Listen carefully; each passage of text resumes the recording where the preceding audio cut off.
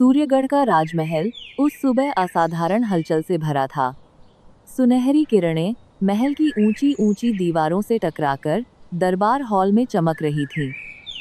सैनिक कतार में खड़े थे, दरबारी अपने अपने स्थान पर बैठे थे और आम लोग उत्सुकता से इकट्ठा हुए थे। बीच में शाही आसन पर बैठे थे राजा आदित्य सिंह, जवान, जोशीले और आंखों में आत्मविश्वास लिए। राजा ने अपना हाथ उठाया और दरबार में शांति छा गई। मेरे मित्रों, समय आ गया है कि सूर्यगढ़ को एक नया मंत्री मिले, लेकिन ये पद हर किसी के लिए नहीं है। मंत्री को तेज दिमाग, निडर दिल और हंसाने की कला, तीनों का मालिक होना चाहिए। दरबारियों के बीच हल्की सी फुसफुसाहट शुरू हुई। राजा ने आगे कहा, पहला, हमारे दरबार के सबसे गुस्सैल हाथी को हंसाना। दूसरा, मगरमच्छों से भरे गहरे पानी के ऊपर बने पुल को पार करना, जबकि ऊपर से तीर चलाए जाएंगे। और तीसरा, राजमहल से चोरी हुए सोने के कलश को ढूंढना और चोर को पकड़ना। भीड़ में खुसर पुसर बढ़ गई। हाथी को हंसाना, ये तो नामुमकिन है। और मगरमच्छ वाला पुल, वहां तो सैनिक भी जाने से डरते हैं। तभी दरबार के पीछे से एक अलग ही अंदाज में चलता हुआ आदमी सामने आया। लंबा चौड़ा और चेहरे पर हमेशा की तरह शरारती मुस्कान। ये था भोला, गांव का सबसे मजाकिया लेकिन होशियार नौजवान।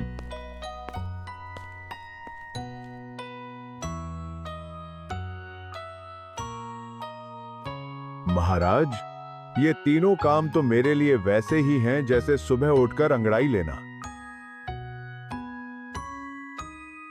महाराज, ये आदमी पागल लगता है। राम सेवक, कभी कभी पागलपन ही असली समझदारी होती है।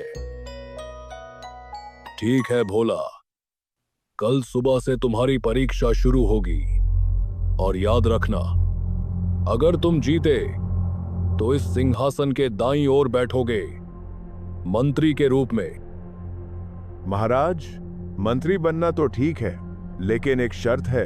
मंत्री बनने के बाद रोज का खाना मैं आपके साथ खाऊंगा। पूरा दरबार जोर जोर से हंसने लगा। राजा ने सिर हिलाकर हामी भरी और भोला ने नाटकीय अंदाज में सलाम किया। यूं अगले दिन सुबह महल के पिछवाड़े एक बड़ा सा खुला मैदान तैयार था। वहां एक विशाल, काला और गुस्सैल हाथी खड़ा था। नाम था भीमकाय। उसकी आंखों में गुस्सा और कान फड़फड़ाने की आवाज से ही लोग पीछे हट रहे थे। सैनिकों और दरबारियों की भीड़ इकट्ठा थी। राजा आदित्य अपने सिंहासन जैसी ऊंची कुर्सी पर बैठे थे। बगल में मंत्री राम सेवक खड़े थे। याद रखना भोला, इसे हंसाना आसान नहीं है। कल एक विदूषक ने कोशिश की थी और नतीजा ये हुआ कि वह पास की झाड़ी में उल्टा लटक गया। भोला ने मस्त अंदाज में कंधे उचकाए। महाराज, हंसी दिल से निकलती है, कान से नहीं, और ये तो मैं बचपन से जानता हूँ। भोला धीरे धीरे हाथी के पास पहुंचा। भीमकाय ने सूंड उठाई और जोर से आवाज की। ये भोला गया कहां से? भोला ने हाथी के सामने खड़े होकर गंभीर चेहरे से कहा, अरे वाह, तुम्हारे कान तो मेरे मामा की पुरानी छतरी से भी बड़े हैं। हाथी ने पहले तो सिर झटकर नजरें घुमा लीं, लेकिन भोला ने बिना रुके कहा, और तुम्हारी पूंछ? भाई, ये तो मेरी दादी की झाड़ू से भी लंबी है। भीमकाय जोर जोर से उछल रहा था। यह उसकी हंसी का तरीका था। राजा खड़े हो गए, ताली बजाते हुए बोले, कमाल कर दिया भोला, इतने सालों में किसी ने भी भीमकाय को हंसाया नहीं था। महाराज, हंसाना आसान है, बस सामने वाले को महसूस कराना पड़ता है कि वह खास है, चाहे उसके कान छतरी जैसे ही क्यों ना हो। भीड़ हंसी से लौटपोट हो रही थी और राजा के चेहरे पर संतोष था। पहली परीक्षा जीत ली गई थी। अब सबकी नजर दूसरी कठिन चुनौती पर थी, मगरमच्छों से भरा पुल। अगले दिन सुबह सूर्यगढ़ किले के पास बहती गहरी नदी पर बना पुराना लकड़ी का पुल तैयार था। नीचे उफनता पानी, जिसमें कई भूखे मगरमच्छ तैर रहे थे। उनके खुले जबड़े ऐसे लग रहे थे जैसे किसी भी वक्त दावत शुरू कर देंगे।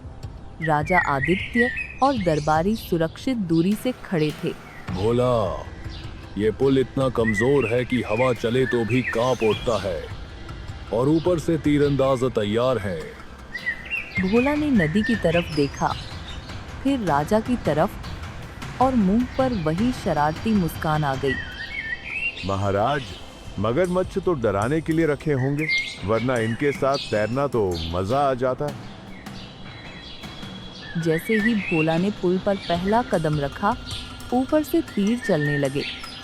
भोला ने अपनी कमर से एक थैली निकाली और हवा में लाल मिर्च पाउडर उड़ा दिया। तीरंदाज छींके मारते हुए पीछे हट गए।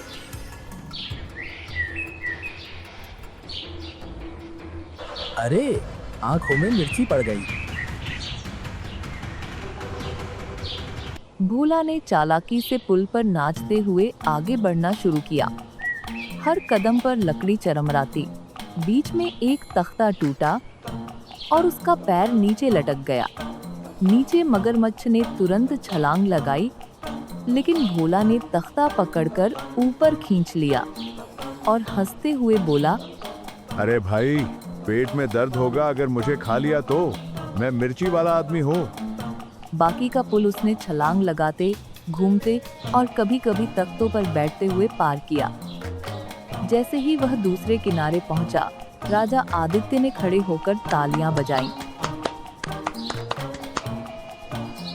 भोला, तुमने तो हमारे सैनिकों को भी हैरान कर दिया। महाराज, मंत्री बनने के लिए पुल पार करना आसान है, असली मुश्किल तो आपकी रोज रोज की मीटिंग्स झेलना होगी। सभी दरबारी ठहाकों में डूब गए। दूसरी चुनौती भी जीत ली गई थी। अब बचा था आखिरी और सबसे कठिन काम, चोरी हुए सोने के कलश को ढूंढना और चोर को पकड़ना। भोला ने दरबार में आकर राजा से कहा, महाराज, चोर को पकड़ने के लिए मुझे 3 चीजें चाहिए, एक ढोल, एक थाली और 50 समोसे। ये मंत्री बनना चाहता है या शादी में बैंड बजाना? राजा मुस्कुराए और आदेश दे दिया। शाम होते होते भोला ने सभी दरबारियों, सैनिकों और महल के कामगारों को आंगन में बुला लिया। बीच में ढोल और थाली रखी गई और भोला ऊंची आवाज में बोला, आज मैं जादुई ढोल बजाऊंगा। जिसके दिल में चोरी का पाप होगा, इस ढोल की आवाज सुनकर उसके पैर अपने आप नाचने लगेंगे। भीड़ में खुसफुसाहट मच गई। भोला ने जोर से ढोल पीटना शुरू किया। डम डम डम। सबके चेहरे गंभीर थे।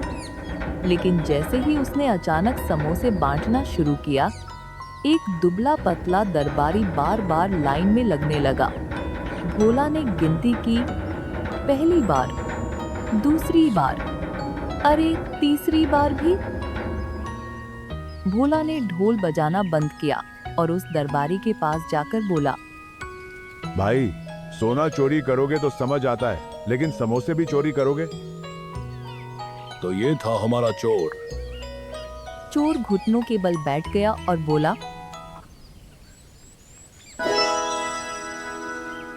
महाराज, गलती हो गई। भूख लगी थी, लालच बढ़ गया। महाराज, मंत्री बनने के लिए चालाकी चाहिए और थोड़ा सा समोसा भी। पूरा दरबार हंसी से गूंज उठा। राजा ने गंभीर होकर आदेश दिया, भोला, तुमने तीनों काम पूरे किए। अब आखिरी फैसला कल दरबार में होगा। अगली सुबह दरबार में चारों तरफ रंगीन फूल सजाए गए थे। राजा आदित्य अपने सिंहासन पर बैठे थे और पूरे राज्य के लोग देखने आए थे कि नया मंत्री कौन बनेगा। मंच के बीच में भोला खड़ा था, सिर झुका हुआ। लेकिन चेहरे पर हल्की मुस्कान। तीनों चुनौतियां जीतने के बाद भी उसे यकीन नहीं था कि राजा क्या फैसला लेंगे।